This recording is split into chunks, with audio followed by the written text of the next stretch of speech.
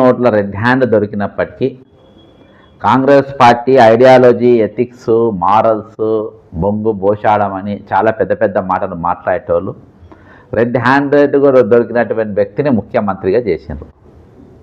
ఆయన పోస్ట్ ఎట్లా పోతుంది అని అంటే కేంద్ర ప్రభుత్వం ఇటీవల అంటే 8వ తారీఖు 8 ఆగస్టు 2025 మరి 130 అమెండ్మెంట్ బిల్ను ప్రవేశపెట్టిండ్రు. ఎవరు? అమిత్ షా, కేంద్ర హోంమంత్రి అమిత్ షా గారు పార్లమెంట్లో ప్రవేశపెట్టిండ్రు.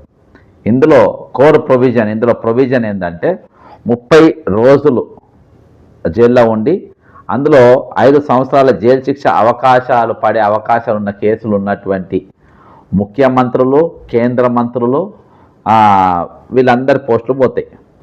ఇందులో మరి ఆర్టికల్ 75 ప్రకారం ఇది కేంద్ర మంత్రులకు మరియు ప్రధానమంత్రి కూడా వర్తిస్తుంది.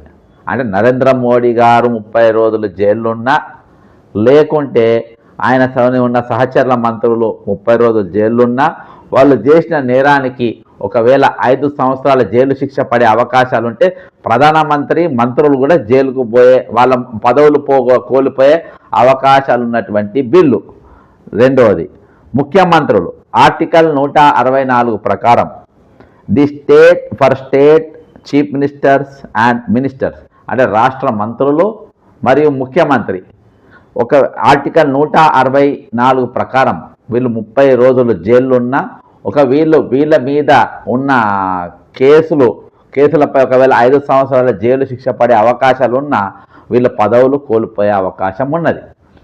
గతంలో లాలూ ప్రసాద్ యాదవ్ గారు బీహార్ ముఖ్యమంత్రిగా ఉన్నప్పుడు గడ్డి కుంభకోణంలో ఆయన పేరు ప్రస్తావించినప్పుడు ఆయన వెంటనే ముఖ్యమంత్రి పదవికి రాజీనామా చేసిండు.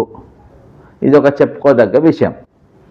మరి ఇక్కడ రెడ్ హ్యాండ్ దొరికినటువంటి వ్యక్తిని రాజీనామా కాదు, ఏకంగా అపాయింటే చేసింది కాంగ్రెస్ పార్టీ. జాతీయ కాంగ్రెస్ పార్టీ అపాయింటే చేసింది.